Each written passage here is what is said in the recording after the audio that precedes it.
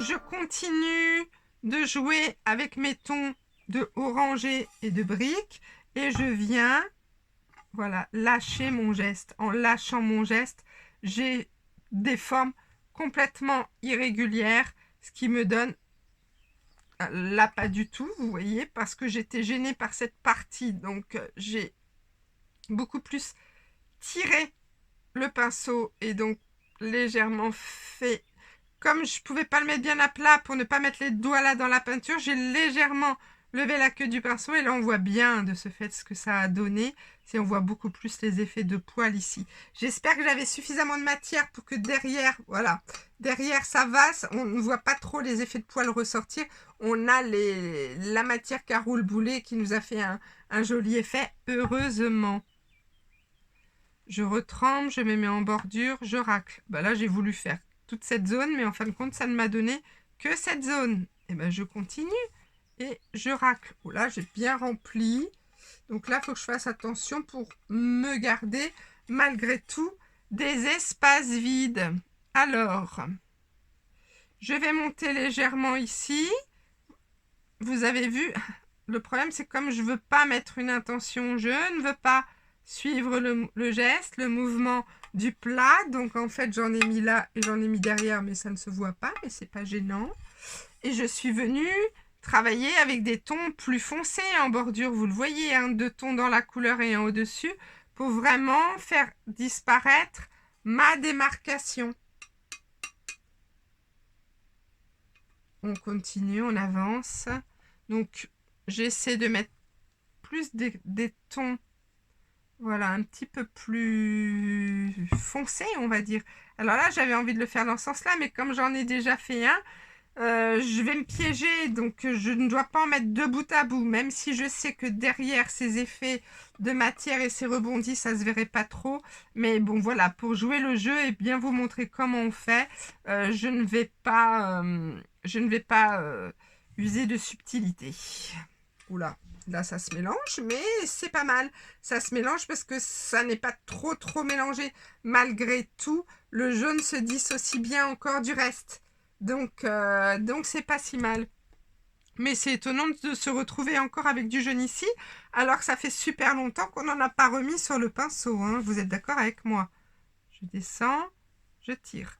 Je racle, point d'intersection entre les deux, je descends, je racle. Il me reste encore assez de matière? Non, donc je n'hésite pas. Je recharge, je descends, je tire. Et on a là tous les jolis effets. Je vais quoi? Je vais tourner mon assiette pour remonter par là, parce que là, si je fais ça, je vais être en bout à bout avec celui-ci. Oui, ce que je voyais en même temps, en fait, ce qui m'a fait interrompre, c'est que on est dans des zones de craqueleur, et là, on voit bien le craqueleur, justement, commencer à apparaître. Alors, il va apparaître sur des zones qui seront beaucoup plus chargées en matière. Hein. Vous vous souvenez que le craqueleur craquelle bien lorsque on a de la matière. Si on n'a pas assez de peinture ou si la peinture est fort métallisée, on va dire liquide presque, enfin liquide c'est exagéré, mais beaucoup plus moins crémeuse, on va dire, en fait ça craquelle moins. Là vous voyez, ça me plaît bof. Hein. C'est pas assez de matière sur le pinceau, ce qui fait que ce sont les premiers jets de peinture qu'on a mis il y a longtemps derrière qui sont venus faire les traces parce que je n'avais plus assez de matière.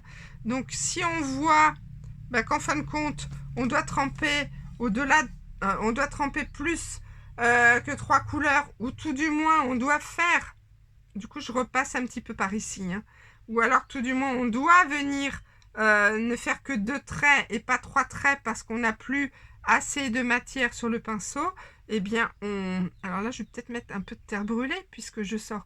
On n'hésite pas à venir recharger entre deux. Ça serait dommage. Voilà, c'est sympa. On voit pas la sortie de papier. Ça reste flou dans les nuances. Et on est quand même dans les tons de la serviette.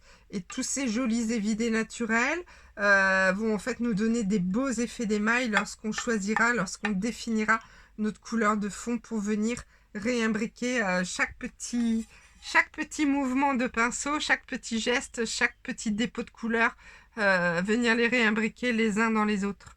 Alors là, j'étais avec des tons, je viens de tremper dans des tons un peu clairs, donc je vais plutôt essayer, voilà, d'aller par là, alors que là, je suis dans du plus foncé, c'était plus pour travailler ma sortie ici. En sachant que je suis en train d'aborder l'espace où, je ne sais pas si vous voyez bien ma palette, je l'ai tiré un petit peu, l'espace où on était censé avoir fait une zone de petits buissons. Donc on essaie de pas rester dans les mêmes tons que notre petit buisson. Vous voyez que ça vienne quand même le faire ressortir un minimum. Ce serait dommage de l'avoir fait et qu'on ne le voit pas à l'arrivée. Pas sûr qu'on le voit énormément, je suis pas sûre qu'on sache que c'est un buisson ou que ce soit des traces de pattes d'animaux qui sont passés par là. Bon, l'idée étant toujours de travailler avec la succession de couches différentes pour travailler nos effets de matière, de couleur et de profondeur. Ici, logiquement, je vous ai dit que ce serait bien de travailler dans le même sens que le papier. Simplement, j'ai déjà fait un premier trait. Donc, j'ai trempé mon pinceau de façon à être dans ces couleurs-là. Mais je vois que dans mon geste, si je pars d'ici et que je remonte, je risque d'entraîner que des couleurs claires. Donc, je vais quand même tremper un petit peu, voilà, dans le noir pour que ma démarcation papier disparaisse entre le terre brûlé et le noir, qui sont les deux couleurs plus foncées de ma serviette et dans ma palette. Je dépose, je descends comme un ascenseur, je pose et je racle. Bon, ça va peut-être être fort noir là pour le coup. Non, c'est pas mal. Alors là, ce qu'on voit, c'est pas la démarcation papier, c'est notre premier trait qu'on avait fait. Mais voilà, c'est pas gênant. Donc on va pouvoir... alors là, je vais exceptionnellement venir racler, voilà, un petit peu comme ça, pour entraîner l'excédent de matière. S'il y avait trop de matière au même endroit, et venir... Alors, vous voyez, ça, je ne fais pas, parce que si je fais ça, je suis pas suffisamment légère dans mon geste, en fait. Donc, l'idée, c'est d'avoir une bonne dextérité et de vraiment essayer d'effleurer et de lâcher. Alors, si je l'avais fait à contresens, je suis pas sûre d'avoir réussi à être aussi légère dans la gestuelle. Donc là, je vais... Alors, normalement, j'ai pas le droit de repartir d'ici, mais comme j'ai ce trait-là qui vient me servir d'appui, hop, je peux repartir, sachant qu'on ne verra pas justement la reprise de trait de pinceau. En plus, c'est légèrement décalé. Donc ça nous donne ça. Je suis tentée de remplir cette zone, mais si je la remplis, je vais venir altérer tous ces jolis petits effets. Donc comme on est en niveau 2, justement, niveau 2 moyen, ça me permet de vous montrer qu'en commençant à laisser des beaux grands espaces vides, on va vraiment pouvoir s'amuser après et apporter d'autres couleurs. Là, on a un joli dépôt de matière. Donc là, je continue de travailler en sortie, en raclant. Hop. Je vois que j'avais des petites traces de jaune. Je ne sais pas comment elles sont arrivées là, si ce n'est peut-être en mettant mes doigts dans la peinture ici. Mais bon, tant pis, hein, c'est fait. Donc, je pense pas que ce soit gênant. On verra après, ça devrait se rééquilibrer avec les jaunes qu'on mettra en nuance de fond. Alors, là je vais aussi... Alors j'ai plus assez de matière à chaque fois et donc je me donne des petites nuances là qui me plaisent pas forcément. Voilà, là ça va aller mieux et là aussi. Donc, vous voyez, je lâche plus.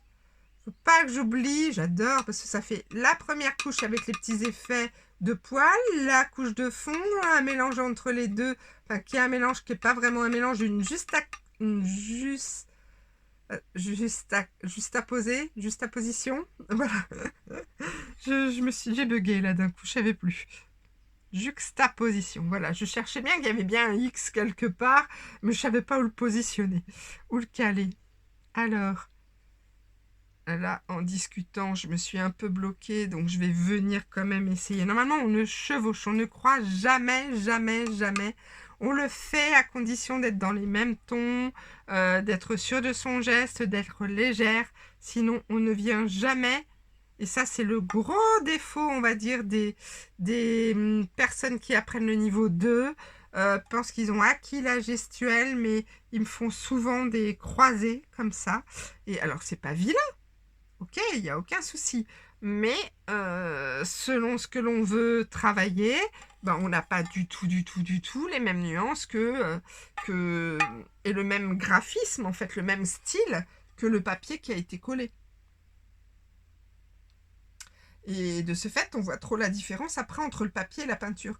C'est pas mal, hein, ces effets, ces petits rebondis, ces décrochés, là. Je trouve ça assez chouette, donc je vais continuer. Je trouve que cette harmonie de couleurs est pas mal, plus qu'ici, où j'étais dans des tons presque trop clairs.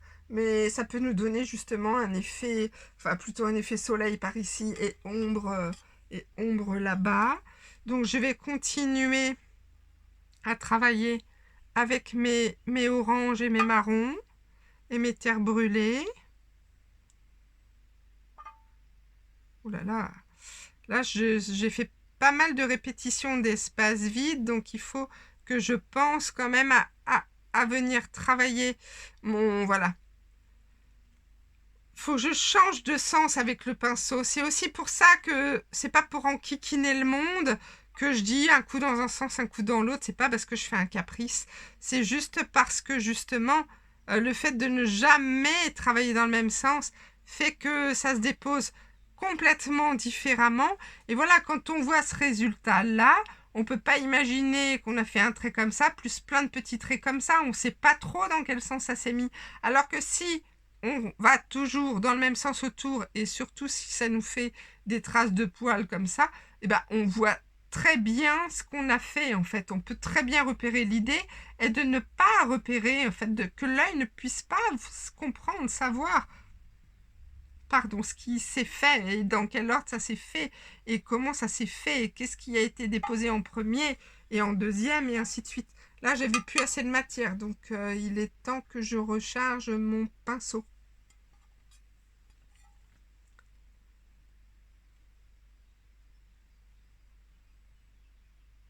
Bon, si vous aviez envie de travailler dans le silence, bon, en même temps, vous pouvez regarder la vidéo et puis travailler seulement après. Parce qu'autrement, je sais qu'il y a des personnes qui aiment bien être au calme lorsqu'elles travaillent. Et moi, j'ai l'impression d'être un moulin à paroles, de ne faire que que de vous raconter mes petits trucs. Mais c'est parce que je vois au moment où je le fais, en fait, tout ce qui se passe et que je trouve que c'est intéressant de pouvoir vous le commenter que quand on est tout seul à la maison et de pas trop comprendre. Donc, vous voyez, j'ai lâché mon geste. Ben voilà, en lâchant, j'ai dû faire un trait par là, un premier par là, peut-être un deuxième là, un troisième là, mais ça me donne des choses. Et c'est ce que j'appelle le niveau 2 moyen. Le niveau 2 plus, ça sera encore plus étiré, plus étendu, avec des zones encore plus... des zones évidées encore plus grandes qui vous permettront de faire des aplats de couleurs encore plus importants par la suite et de donner un effet encore plus moderne ou alors avec une déco en contraste ou c'est voilà, c'est ce qui vraiment vous va différencier. Alors, ben, je pense qu'on est pas mal, hein, que j'arrive au bout. Je vais pouvoir sécher.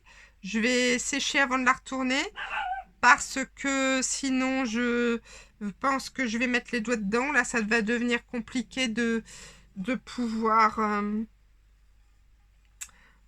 vous la montrer. Je regarde juste si toutes mes démarcations papier sont relativement travaillées. Je vois qu'ici, ça manque un petit peu. Donc, je recharge dans les tons les plus foncés, qui sont quand même pas trop mal mélangés maintenant. Et j'essaie de venir, voilà, au moins juste déposer un tout petit peu. Vous voyez le fait de déposer un tout petit peu de matière. Je suis venue apporter des détails qui font que ça fait disparaître la démarcation papier sans venir tout remplir pour pouvoir laisser des espaces libres pour apporter d'autres effets par la suite. Allez, je sèche, à tout de suite pour que l'on voit ensemble comment on va remplir tout ça. Alors, c'est encore un petit peu frais, mais on devrait pouvoir voilà, continuer malgré tout. Donc là, l'idée, c'est si je commence déjà à mettre du jaune tout autour pour rééquilibrer ici, Je vais pas tomber dans le même jaune, je pense. Donc là, l'idée va d'abord être de venir rentrer ces couleurs plus foncées derrière le papier pour pouvoir continuer d'apporter des petites nuances sans venir dénaturer nos personnages et nos motifs. Mais voilà, juste ce qu'il faut pour venir équilibrer l'intérieur et l'extérieur. Donc on va y aller doucement. On va tremper le pinceau peut-être une couleur par une couleur, là, ne pas chercher à mélanger trop nos tons les uns par rapport aux autres. Donc moi j'ai bien envie, voilà, de mettre un petit peu de sienne par exemple. Donc on va regarder dans nos fonds là, quels sont les petits espaces vides où on va pouvoir venir déposer de la matière.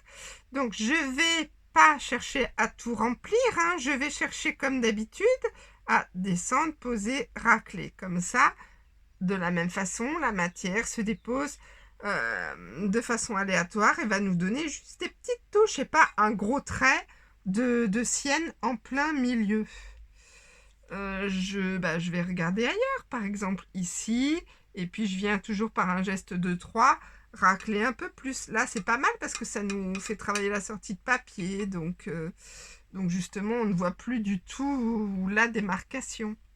On va regarder, alors on essaie peut-être de pas en mettre trop près des personnages, sauf si c'est fait de façon très légère.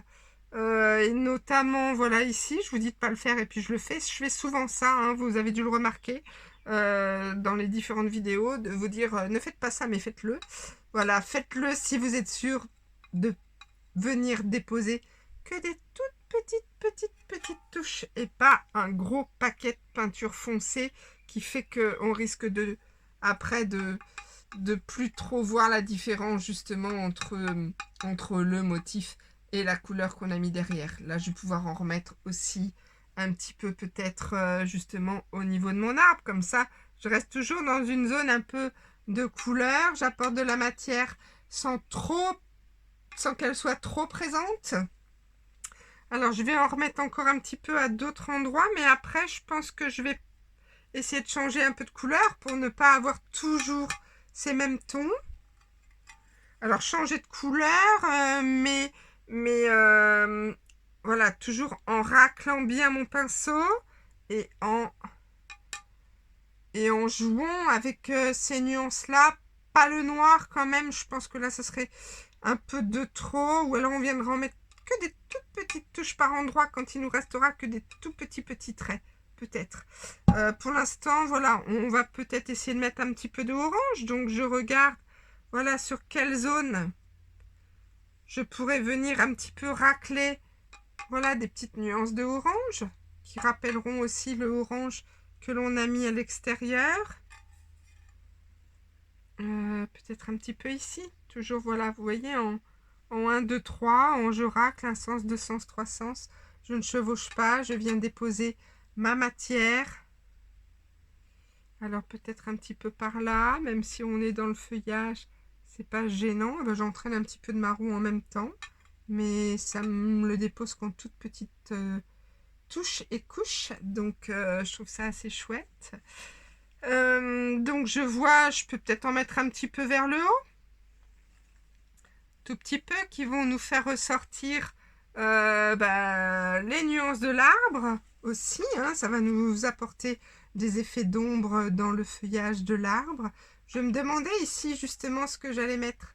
Je pense qu'il faut que je mette une couleur de contraste, donc entre celle-ci, le terre brûlé va être trop foncé parce qu'on est près du personnage. Je pensais que ça serait trop, donc je vais peut-être justement vers cet effet de...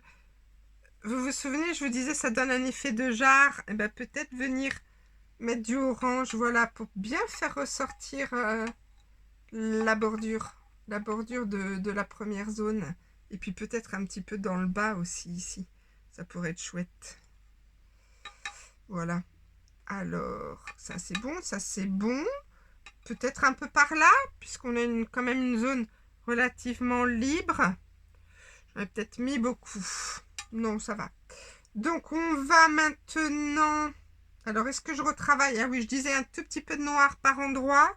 Donc dans des toutes petites zones, voilà, comme là, pam pam pam, j'en avais vu d'autres peut-être un petit peu ici, dans le bas, venir racler un tout petit peu de matière, un peu plus foncé. Bon, ça va, on était à proximité de nos traits, donc en fin de compte, on voit pas réellement la différence entre ce qu'on a fait en bordure, notre trait de bordure et le rajout que je viens de faire avec du noir. Donc je peux peut-être venir en mettre un tout petit peu à côté justement pour nous apporter un rappel de ces traits ici vers le cœur du papier. Peut-être pas trop derrière les branches non plus. Le noir, j'y vais vraiment tout doux, hein, on est d'accord, hein, parce que sinon... Voilà, ça peut être sympa. Ouais, ça par contre, si je racle bien ma matière, ouais, ça peut me donner un petit effet assez chouette. Ça aurait été mieux encore, je pense, si j'avais séché entre deux. Je vais peut-être en mettre un peu là dans les craquelures, ça peut être chouette. Le contraste entre le terre brûlée et le noir. On voit pas beaucoup la différence parce qu'il me restait du orange, je crois, sur mon pinceau. Je le vois quand j'ai déposé ici. Et je pense que de ce fait, ça a moins contrasté la zone que je voulais faire en noir. Donc je vais essayer d'en reprendre un peu et de le mettre avec un peu plus d'intention. Voilà, par là. Ouais, là c'est plus... Enfin, je trouve que c'est plus sympa. Ça... Le craqueleur nous rappelle un petit peu les branches de notre arbre. Et ça fait partie justement des techniques de niveau 3. Justement, si on veut donner un effet d'arbre ou de branche en utilisant le craqueleur, vous voyez que ça nous donne ces effets. Je trouve que c'était sympa de remettre un peu de noir quand même en pourtour hein, pour venir contraster. Donc je vais continuer de faire ce que je suis en train de faire avec le noir parce que je trouve que ça apporte quelque chose effectivement. Ça vient un petit peu faire ressortir le tout. Donc, je ne vais pas en mettre beaucoup, mais je vais malgré tout en mettre. Parce que je trouve que ça apporte vraiment quelque chose de sympa.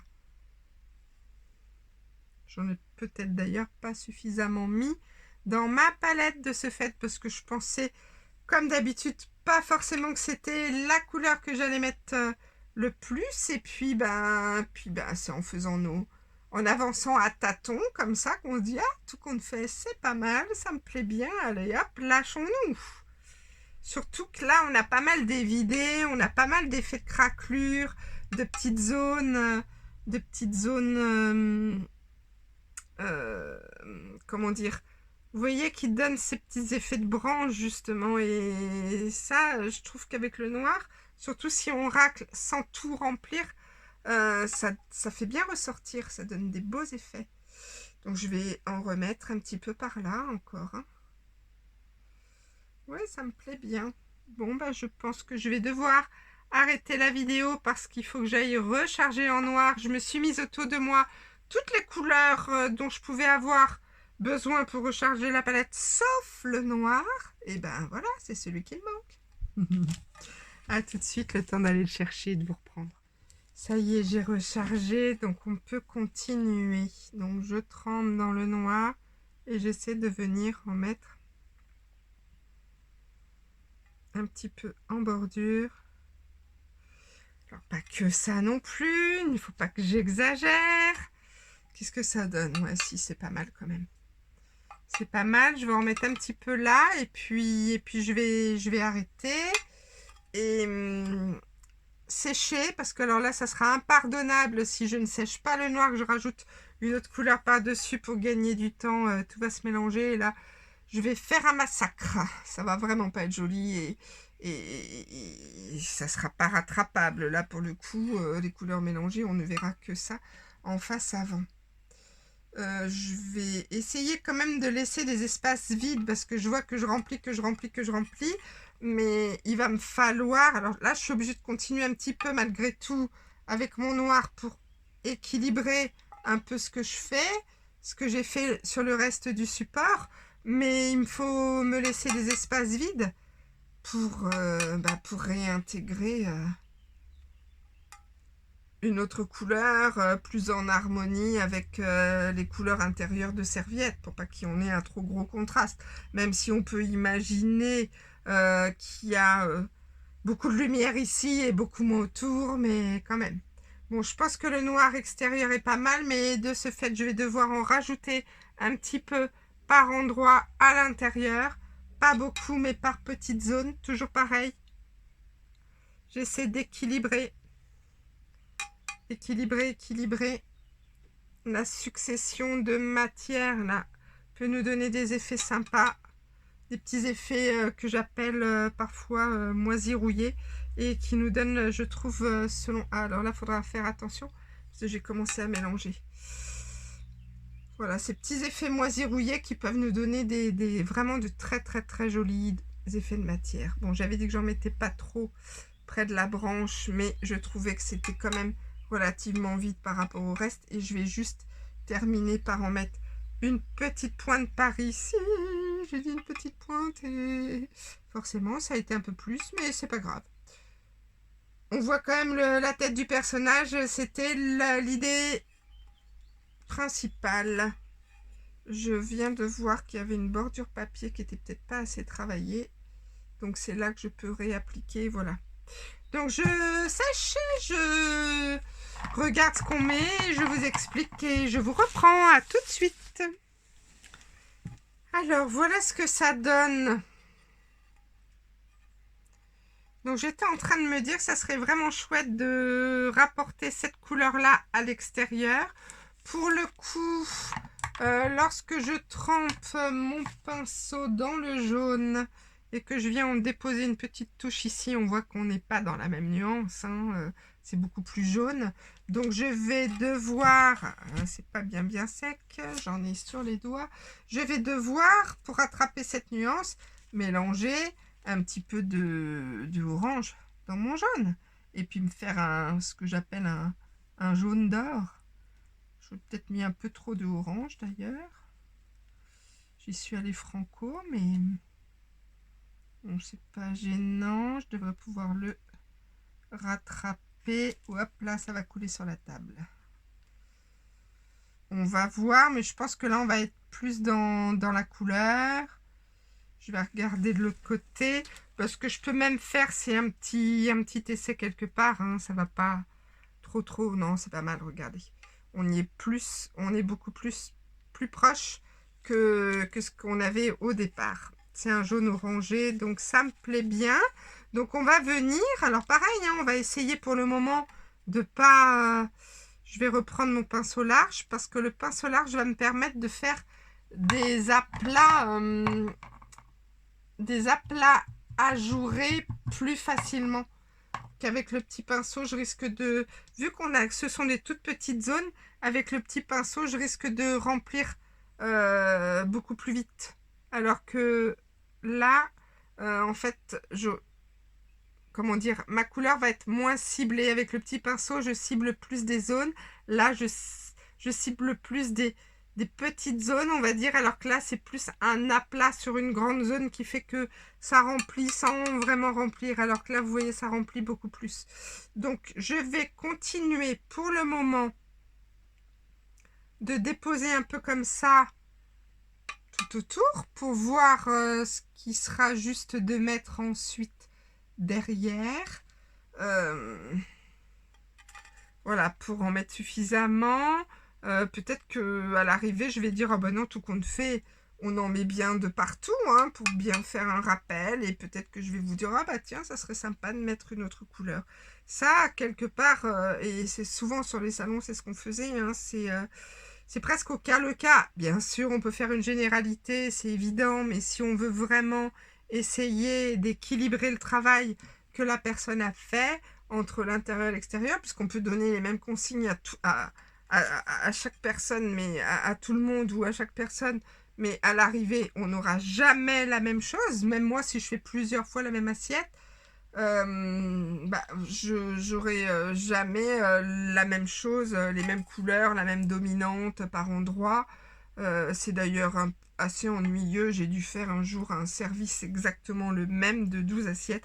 Et il fallait que je regarde dans quel ordre je trempais mon pinceau pour déposer exactement les mêmes couleurs dans le même sens, au même endroit. En fait,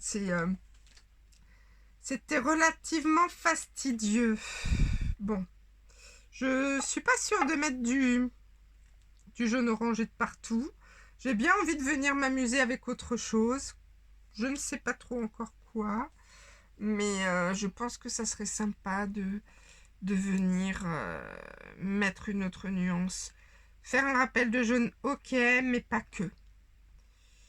J'hésite avec le doré, mais je pense qu'il va être trop clair aussi. Donc je sèche et puis je réfléchis à ce qu'on va mettre dans toutes les petites zones restantes. Ok?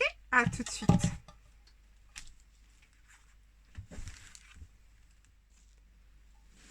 Alors voilà, je trouvais qu'on avait un équilibre pas trop mal entre l'intérieur et l'extérieur. J'aurais pu mettre un peu plus de jaune, mais j'ai le sentiment que ça va être trop jaune.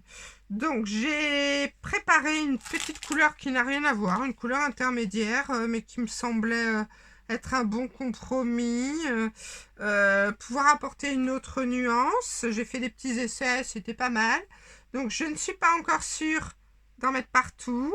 Toujours pareil, hein, je racle, je retourne, je regarde, ça me plaît pas.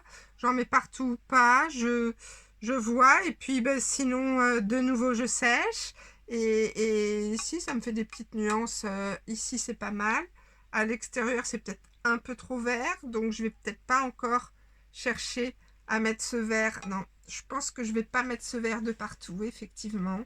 Je vais encore juste chercher à racler certains évidés pour apporter de la matière sans vraiment... Enfin, apporter de la couleur sans qu'elle soit réellement présente. Et ouais, je trouve que c'est assez sympa. Hein. Ça donne encore d'autres nuances, mais pas forcément tout remplir. Parce que pour le coup, là, on ne verra plus que le vert. Donc, je pense que je vais...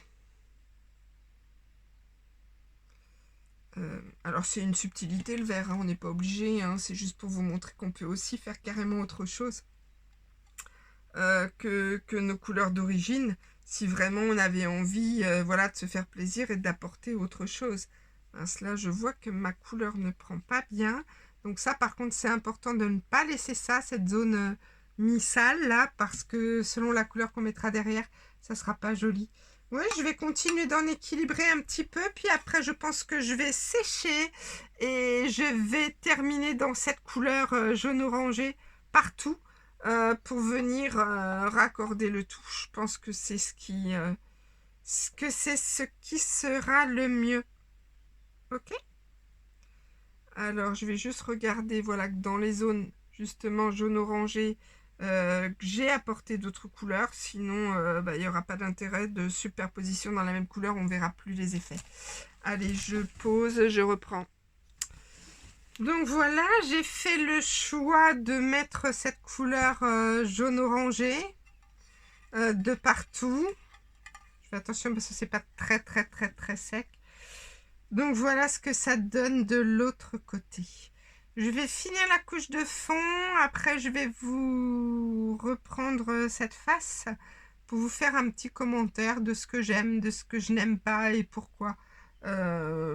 Toujours pareil, par souci d'autocritique et par souci de progression et voilà, pour que vous compreniez un petit peu ce que j'ai dans la tête et ce que j'attends de mes techniques. Et là, j'ai vu qu'à certains endroits, il y a mon œil qui est attiré par certaines choses et qui, c'est pas dramatique, mais qui ne me aurait pu être évité, on va dire. Donc, allez, on va faire la face arrière. Donc, je vais finir ma palette. Hein, je ne l'ai pas rechargée. Je vais finir avec ce que j'ai. Donc, l'idée étant toujours de travailler. Alors, on peut travailler une couleur par une couleur, en lâcher prise, en lâcher de gestes. Avec les différentes épaisseurs de peinture que j'ai mise ici, le craqueleur a pu recraqueler. Donc, dans ces cas-là, souvent les gens regardent un peu leur assiette par transparence en me disant oh là là, mais il y a des trous. Mais en fait, voilà, c'est soit avant cette couche de fond, eh ben, on n'hésite pas à mettre plusieurs couches de peinture derrière, plusieurs couches unies qui vont venir, non pas changer grand-chose à la face avant, mais venir justement reboucher ces petits trous de craqueleurs qui d'ailleurs peuvent se faire, pas forcément tout de suite, peuvent se faire le lendemain, le surlendemain.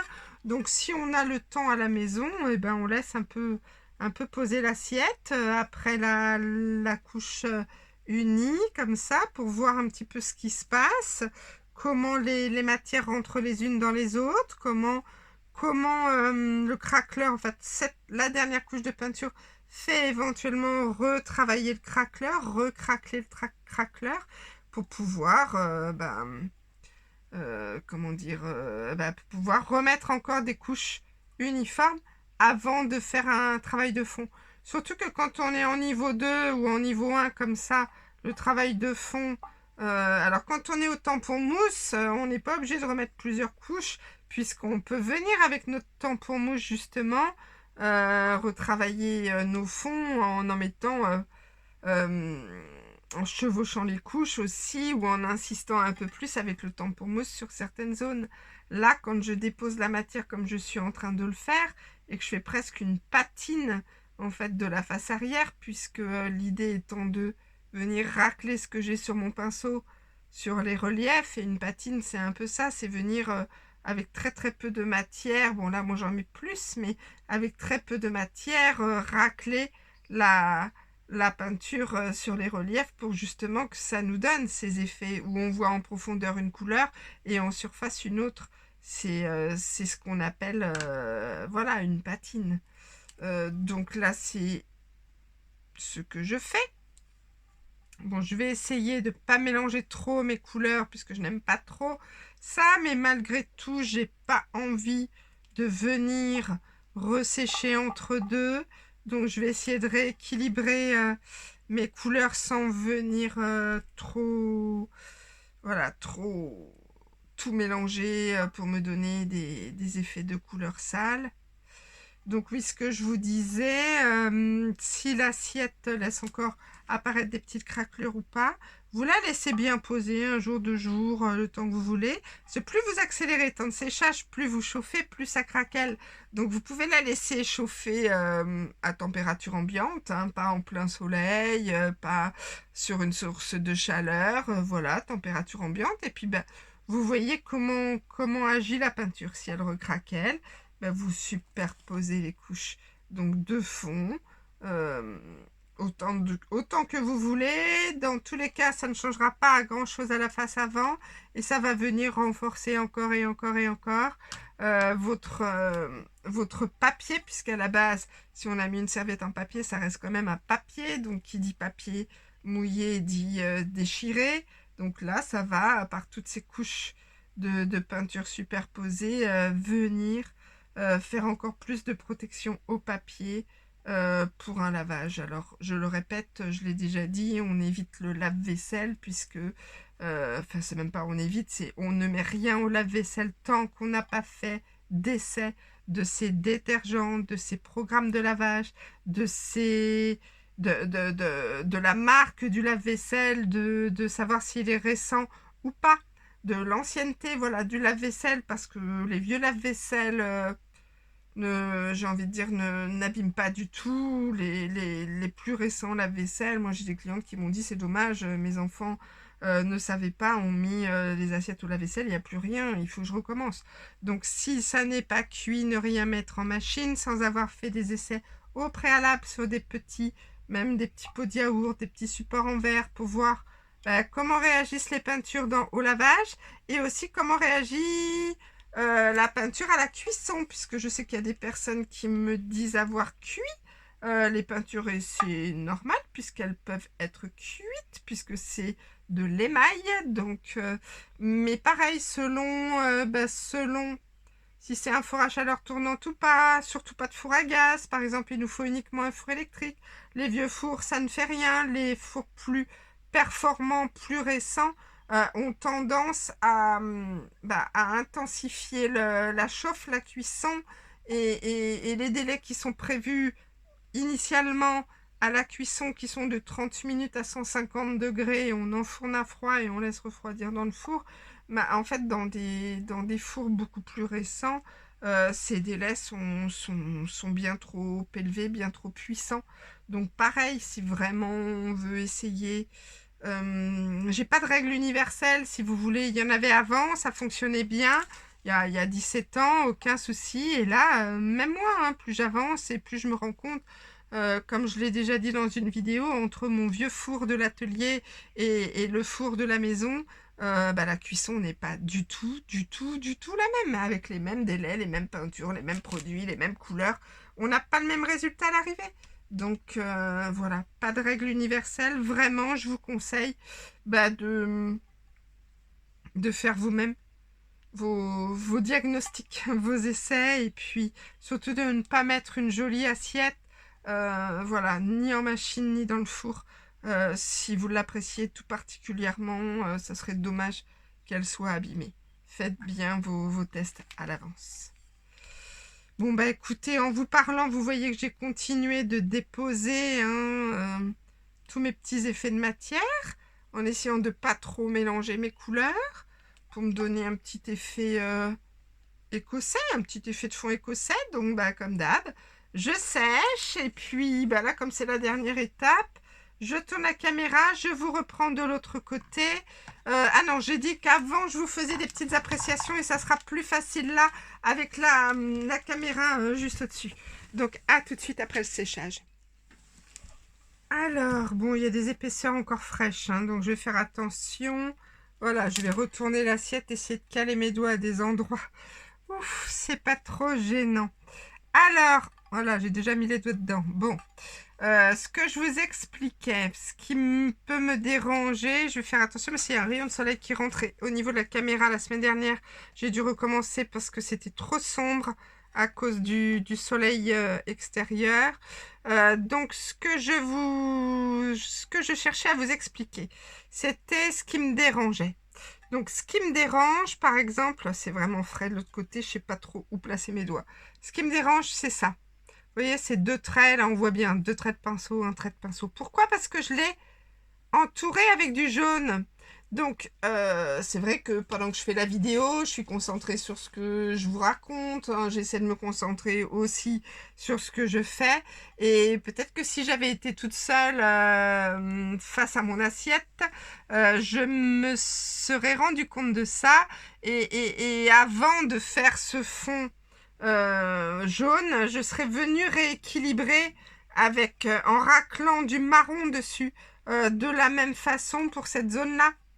Voilà, ici. Alors, c'est pas gênant dans le sens où on peut toujours s'inventer une histoire, dire que c'est je ne sais quoi, des branches d'arbres, des feuilles, des je ne sais quoi qui passe par ici.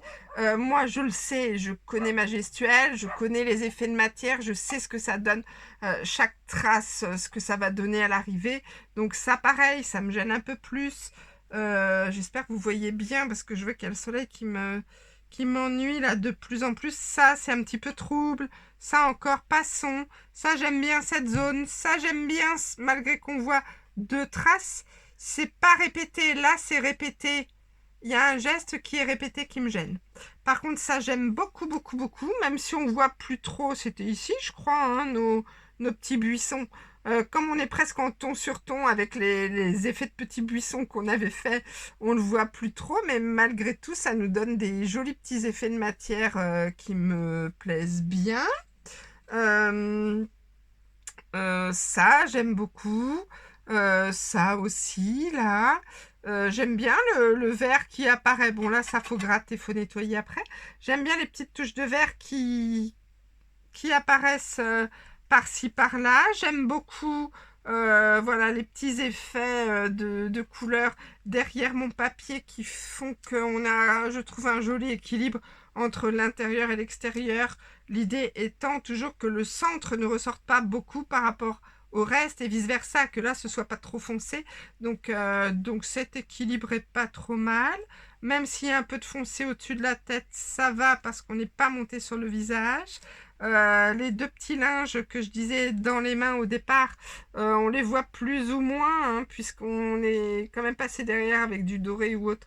Et donc ça a un petit peu foncé, mais c'est pas gênant non plus.